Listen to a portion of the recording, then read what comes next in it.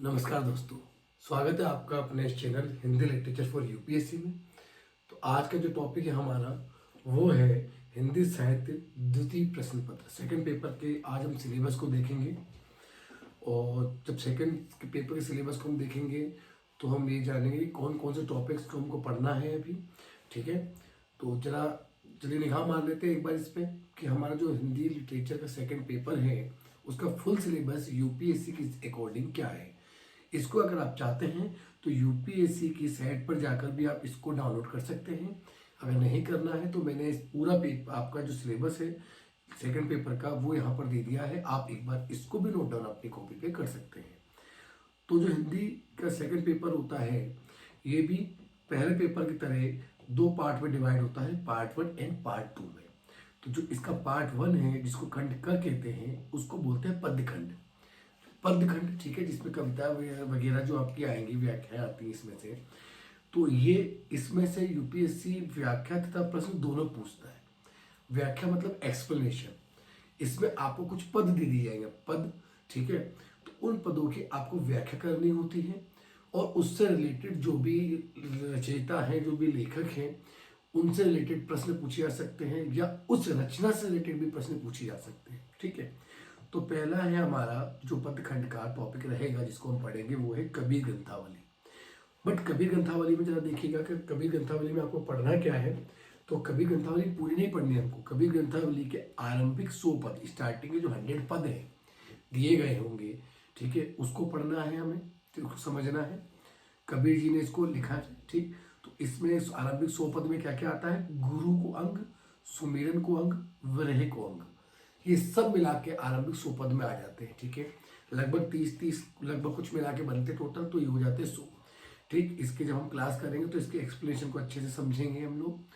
Next आता है पद्मावत। पद्मावत आपको सबको पता है किसने लिखा था? मलिक मोहम्मद जायसी ने। ठीक, तो इस पद्मावत को पूरा नहीं पढ़ना है। इस पद्मावत के जो यूपीएससी अकॉर्डिंग जो यूपीएससी आस्किंग एरिया है वो है नागमती वियोगखंड और सिंघल दीपखंड। हमको इन दो को सब टॉपिक्स को पढ़ना है इसमें से, पद्मावत में से। फिर आता है भ्रमर गीत सार। ठीक, भ्रमर गीत सार सूरदास जी का है, इसके भी हमको आरंभिक 100 पद पढ़ने हैं। ठीक, स्टार्टिंग 100 पद होंगे, हमें उनकी एक्सप्लेनेशन को समझना है। ठीक, नेक्स्ट आता है फोर्थ में कवितावली रामचरितमानस। कवितावली मतलब उसमें क्या है? कवितावली में उत्तराखंड की व्याख्या करनी, उत्तरकांड की। ठीक है, कवितावली पूरी नहीं, उसको उत्तरकांड जो आएगा ना तो उसकी एक्सप्लेनेशन यूपीएससी पूछता है। और रामचरितमानस में से सुंदरकांड की। तो जो उत्तरकांड है इसमें से 183 पद आते हैं और सुंदरकांड है इसमें लगभग 60 पद होते हैं। ठीक है, तो इसकी व्याख्या को हम समझेंगे। ठीक, जब हम पढ़ेंगे इनको, कवितावली को और रामचरितमानस को, तो इनके पदों की हम व्याख्या को समझेंगे। इसमें से यूपीएससी पूछता है। रचयिता कौन है इसके? तुलसीदास। नेक्स्ट आता है हमारा बिहारी सतसई, बिहारी जी का है, इसके भी आरंभिक 100 पद आते हैं। फिर आता है भारत भारती, अपने कृष्ण गुप्त जी की रचना है ये, तो ये है आपका नेक्स्ट। फिर आता है कामायनी, जयशंकर प्रसाद जी की, राम की शक्ति पूजा और कुकुरमुत्ता, ये पदखंड में है। ये किसके? सूर्यकांत त्रिपाठी निराला जी के हैं, ये भी है यूपीएससी पदखंड में। फिर आता है हमारा कुरुक्षेत्र। कुरुक्षेत्र जो है किसका? रामधारी सिंह दिनकर जी का। ठीक है, ये भी आपके यूपीएससी सिलेबस में आता है। नेक्स्ट आता है आपका असाध्य वीणा। ठीक, ये है हमारा अज्ञेय जी का। नेक्स्ट है हमारा ब्रह्म राक्षस, ये है गजानन माधव मुक्तिबोध की रचना। ठीक है, तो इससे भी यूपीएससी आपका पूछेगा। नेक्स्ट आपका आता है नागार्जुन। नागार्जुन की कौन कौन सी रचना है इसमें? अकाल और उसके बाद, हरिजन गाथा और बादल को घिरते देखा है, 3 रचनाएं हमारी हैं। ठीक है, कौन कौन सी? अकाल और उसके बाद, दूसरी हरिजन गाथा और बादल को घिरते देखा है, ये हमारी नागार्जुन की रचना है। तो इसी के साथ में हमारा जो पहला पार्ट है, पार्ट 1 सेकंड पेपर का पदखंड, तो ये समाप्त हो जाता है। तो पदखंड में से यूपीएससी आपका इतना ही पूछता है। ये इसका सिलेबस यूपीएससी की जो दिया गया है। ठीक है, इसके बाद इसका जो खंड ख है, अर्थात सेकंड पार्ट है इसका, जो सेकंड पार्ट है खंड ख, वो है गद्य खंड। इसमें से व्याख्या खंड और प्रश्न दोनों पूछे जाते हैं। अब इसमें देखिएगा जो गद्य खंड है हमारा यूपीएससी के अकॉर्डिंग, तो उसमें आपका उपन्यास, कहानी, नाटक और निबंध, ये यूपीएससी पूछता है। क्या क्या? उपन्यास, कहानी, नाटक और निबंध। ठीक है, तो इसी से चारों पार्ट से मिलकर ही आपके कुछ उपन्यास हैं, कुछ नाटक हैं, कुछ कहानी है, कुछ निबंध है। इन चारों को हम अच्छे से समझेंगे तब आपका बनता है गद्य खंड। ठीक है, इसमें से भी यूपीएससी पूछता है। तो जो आपके उपन्यास है, जो कि आपको देखिए यहाँ पर जो आपके उपन्यास है, मैं यहाँ पर आपको रिकमेंड करूँगा कि आप उपन्यास और इन कहानियों की जो मूल पुस्तक है, मूल पुस्तक को तो इम्पोर्टेंट है कि आपको मूल पुस्तक लेनी ही पड़ेगी। ठीक, तो इसमें आपको पहले गोदान का उपन्यास है, आपने नॉवल पढ़ा भी होगा प्रेमचंद जी का हमारे। ठीक है, उपन्यास सम्राट कौन हुए? मुंशी प्रेमचंद जी। तो प्रेमचंद जी का गोदान आता है सबसे पहले उपन्यास। ठीक, ये है आपका। फिर आता है दिव्या, यशपाल जी का एक उपन्यास है। ठीक है, ये आपका सिलेबस में है। तीसरा है मेला आंचल, ये है फणीश्वर नाथ रेणु जी का, ये भी आपका सिलेबस में है। नेक्स्ट है महाभोज हमारा मनु भंडारी जी का है, ये भी आपका सिलेबस में है। ठीक, तो इस चार उपन्यासों के साथ में आपका उपन्यास का सिलेबस तो खत्म हो जाता है गद्य खंड का। ठीक, फिर आती कहानियां हैं प्रेमचंद जी की सर्वश्रेष्ठ कहानियां। तो आपकी कहानियों में सबसे पहले प्रेमचंद की सर्वश्रेष्ठ कुछ कहानियों का एक संकलन है। उस संकलन को हमको पढ़ना है मूल तरीके से भी, उसमें से जो आधारित प्रश्न होंगे और कुछ व्याख्या करनी होगी, उसको जब हम मूल पुस्तक पढ़ेंगे तब वहां से हम क्लियर करेंगे। दूसरा आता है एक दुनिया समानांतर, इसमें भी कुछ कहानियां दी गई हैं और उसका संकलन करता है हमारे राजेंद्र यादव जी। तो ये भी आपका कहानी का टॉपिक है। ठीक है, तो इसमें से भी आपको, तो कहानियां दो हो गई हमारी, एक तो प्रेमचंद जी की होगी, एक राजेंद्र यादव जी की हो गई। ठीक है, तो राजेंद्र यादव जी की कौन सी? एक दुनिया समानांतर, और दूसरी हो गई हमारी प्रेमचंद जी की सर्वश्रेष्ठ कहानियां। ठीक, तो ये मिला के हमारी कहानियां कंप्लीट होगी। ठीक, नेक्स्ट आता है हमारे नाटक कौन कौन से हैं? नाटक है एक हमारा भारत दुर्दशा किसका है? ये नाटक भारतेंदु हरिश्चंद्र जी का। नेक्स्ट हमारा स्कंदगुप्त है हमारा जयशंकर प्रसाद जी का। तीसरा है आषाढ़ का एक दिन, जो कि है मोहन राकेश का।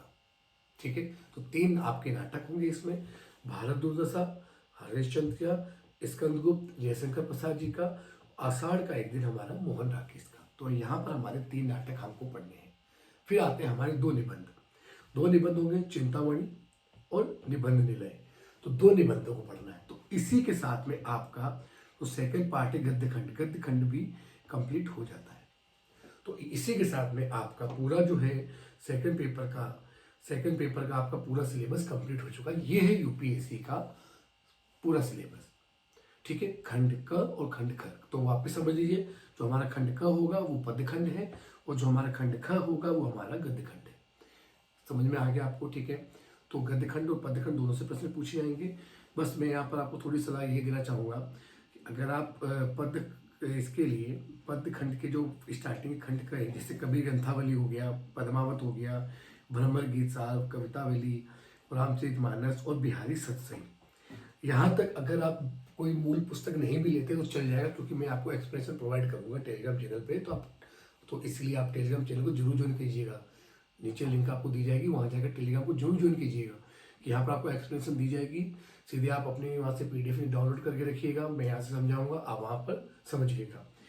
प्रश्नों की जो बात रहेगी वो आपको बताया जाएंगे, कैसे आपको प्रश्नों को हल करना है। हम क्लास में भी इसको हल करने का पूरा प्रयास करेंगे। ठीक है, और फिर बात आती कि आपकी जो भारत भारती है, कामायनी है, राम की शक्ति पूजा, कुकुरमुक्ता है, कुरुक्षेत्र है, तो इसकी जो भी पदखंड के जो भी कविताएं हैं ये हैं, तो इनको हम एक बार चाहो तो आप एक बार सर्च करके आप पीडीएफ भी डाउनलोड कर सकते हैं गूगल के थ्रू।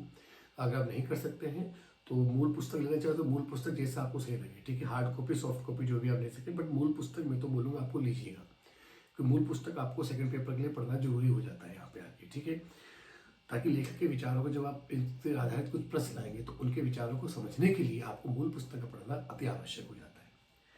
फिर आता है हमारा गद्य खंड। अब गद्य खंड के लिए तो इम्पोर्टेंट है आपको मूल पुस्तक को लेना। तो गद्य खंड के लिए मूल पुस्तक को लेना इसलिए ठीक है आवश्यक है कि गोदान है, उपन्यास है, क्योंकि अब इसको हम लिंक करेंगे। लिंक कैसे करते हैं? पढ़ने का एक तरीका होता है यूपीएससी के लिए। क्या होता है कि जैसे ये रहा उपन्यास, ठीक, जब आप फर्स्ट पेपर में उपन्यास को पढ़ेंगे, कि उपन्यास का इतिहास पढ़ेंगे। ठीक है, क्योंकि पार्ट जो पहला पेपर है उसका खंड का क्या है? हिंदी साहित्य का इतिहास। तो हिंदी साहित्य के इतिहास में उपन्यास को जब हम इसके इतिहास को समझेंगे, तो जब हम उन उपन्यास को पढ़ेंगे साथ में हम इस उपन्यास को, जो आपको उपन्यास दिए गए, तो साथ में पढ़ने से आपको फायदा ही होगा उपन्यास के इतिहास को भी साथ में हम पढ़ते चले जाएंगे, उपन्यास को पढ़ते जाएंगे, और जो आपके मूल उपन्यास दिए गए हैं सिलेबस में, गोदान, दिव्या, मेला, आंचल और आपका महापूज, तो इन चारों को हम साथ में पढ़ेंगे, ठीक है। तो इसके बाद जब कहानी वहाँ पढ़ेंगे तो कहानी यहाँ पर भी साथ में पढ़ेंगे। तो ओवरऑल बात निकल के ये आती है कि आपको यहाँ पर आके मूल पुस्तकों को सहारा लेना पड़ेगा, ठीक है। प्रश्नों की चिंता की बात नहीं रहेगी, तो प्रश्नों को जो हम आपको करा देंगे उसी में से क्वेश्चन इधर उधर थोड़े बहुत आ जाते हैं। हम कुछ चीज़ें ऐसी ट्रिक बताएंगे आपको जो आपको करनी होगी, ठीक है। तो बस ये है कि मूल पुस्तक की आवश्यकता इसलिए पड़ेगी ताकि जो व्याख्याखंड वाला जो प्रश्न रहेगा यहाँ पे, तो व्याख्याखंड समझने के लिए आपको मूल पुस्तक का पढ़ना और लेखक के विचारों को समझने के लिए मूल पुस्तक का पढ़ना अति आवश्यक है, ठीक है। तो ये रहे आपका पूरा हिंदी का सिलेबस। तो फिर आज के लिए इतना ही काफ़ी है। फिर मिलते हैं अगले वीडियो में एक नए टॉपिक के साथ में। अगर आपको वीडियो अच्छा लगा हो तो प्लीज़ लाइक करें और शेयर करें, और अगर आप चैनल पर नए हैं तो इसको सब्सक्राइब जरूर करें। और इसके अलावा मैं आपसे लास्ट में यही बोलना चाहूँगा कि टेलीग्राम चैनल को जरूर ज्वाइन कर लीजिएगा, ताकि जो आपको PDF नोट्स जो भी अवेलेबल होंगे, नोट्स आपको दिए जाएंगे हर टॉपिक के, आपको कोई लिखने की जरूरत नहीं है। डाउनलोड कीजिए, पढ़िए, याद करिए, हाथों को याद कराइए अपने क्वेश्चंस को, ठीक है। तो PDF नोट्स दिए जाएंगे और आपको टेस्ट सीरीज कराई जाएगी, अच्छे तरीके से टेस्ट देंगे, हम खूब टेस्ट देंगे ताकि मेहनत कहीं नहीं रुकेगा, ठीक है। तैयारी करिए। इसी के साथ अपने वीडियो को मैं समाप्त करना चाहूँगा। जय हिंद, जय भारत।